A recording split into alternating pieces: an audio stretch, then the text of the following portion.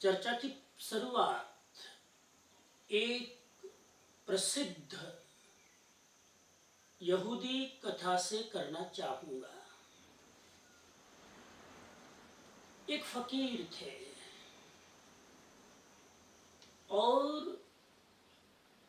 वह फकीर किसी बंजारे की सेवा से खूब प्रसन्न हो गए। बंजारे को गुजराती में कहते हैं वणझारा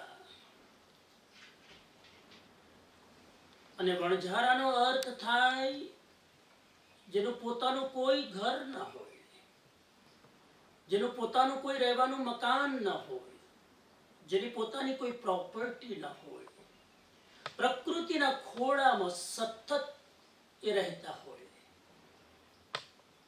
આજે જંગલમાં એક જગ્યાએ ડેરો નાખ્યો તો કાલે બીજી જગ્યાએ, પરમ દિવસે ત્રીજી જગ્યાએ। વણઝારાઓ એક જગ્યાએ રહે નહીં, रोज जग्या बदलता होय अने पोतानी रोजी रोटी माटे यात्रा करता हो, इन्हें वणझारा कहवाय। हिंदी में बंजारे कहते हैं। तो बंजारा वो फकीर की सेवा करते थे और फकीर उनकी सेवा देखकर खूब प्रसन्न हुए और उस प्रसन्नता के कारण उस फकीर ने, यहूदी संत ने, उस बंजारे को एक गधा भेंट किया, डोंकी। और बंजारा बड़ा खुश हुआ क्योंकि अब गधा भेंट में मिल गया तो पैदल चलने की चिंता नहीं, सामान अपने सिर पर उठाने की चिंता नहीं, गधे पर वो भार लाद देता और खुद थक जाता तो गधे पर बैठ जाता। ऐसा क्रम चलता रहा, गधे पर अपनी यात्रा करता रहा। एक दिन वो गधा बीमार पड़ा, अस्वस्थ हुआ, ट्रीटमेंट की गई, इलाज किया गया, लेकिन गधे का आयुष्य लंबा नहीं था। गधे ने अपना प्राण छोड़ दिया। गधे ने प्राण छोड़ा तो बंजारा बड़ा दुखित हुआ क्योंकि जिंदगी का सहारा था, सामान उठाना नहीं, पैदल चलना नहीं, गधे के साथ उसका उपयोग करते करते करते उससे मोह हो गया था।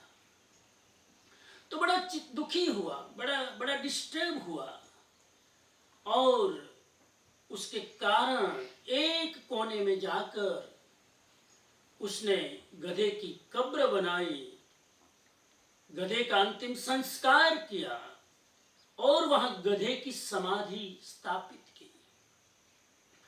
समाधि के पास बैठा बैठा ये बंजारा खूब रोता है।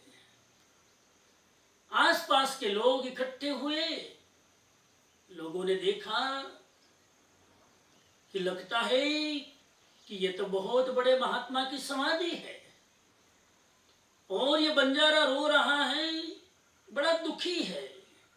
लगता है कि कोई महान आत्मा मर चुकी है, देवलोक हो चुकी है। तो लोग जो राहगीर आसपास से आने लगे, उन्होंने उस समाधि पर पैसे डालना शुरू किए। किसी ने $1, किसी ने $5, किसी ने $10 सिंगापुरियन, जो जिसकी भावना थी उस समाधि पर डालते चले जाते। उस बंजारे ने सोचा कि जो आदमी पैसा डाल रहा है समाधि पर, उसको मन में हंसी भी आई कि बताऊं कि ये बड़े महात्मा की समाधि नहीं है। मन में सोचा ये मेरी गधे की समाधि है, लेकिन अब उनकी श्रद्धा को कैसे खंडित करें। बड़ी श्रद्धा से उन्होंने पैसे डाले और उन्होंने मन में सोचा कि यह भी अच्छा धंधा है, अच्छा बिजनेस है, तो डिस्कवर करने की, डिस्क्लोज करने की जरूरत नहीं है। मेरा काम इस गधे से चल रहा है। जीते जी गधे पर यात्रा करता था, मरने के बाद ये गधे ने तो मेरी जिंदगी की रोजी रोटी की प्रॉब्लम सॉल्व कर दी, वाह।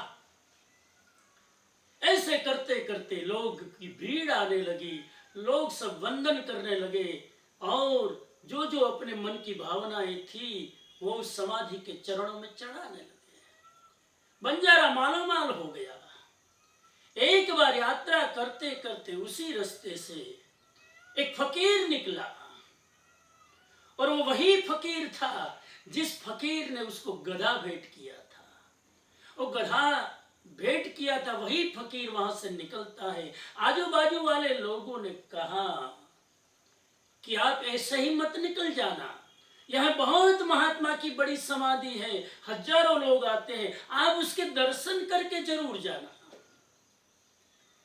कहते हैं कि वो फकीर भी यहूदी वहां समाधि के पास बैठा। आश्चर्य हुआ, ये तो वही बंजारा है जिसको मैंने गधा भेंट किया था। उसने बंजारे को पूछा, मामला क्या है, व्हाट इज द सीक्रेट, ये किसकी समाधि है? बंजारे ने कहा, अब आपसे क्या छिपाऊं, आपने जो मुझे गधा दिया था ना, वो गधा मर गया बीमारी में, ये उसकी समाधि है। और इस गधे ने जीते जी मेरा भला किया, मरने के बाद भी मेरी जिंदगी का भला करके गया। कहते हैं कि यहूदी फकीर हंसने लगा। अब पूछने की बारी उसकी आई। बंजारे ने पूछा, अरे बाबा आप क्यों हंसते हो?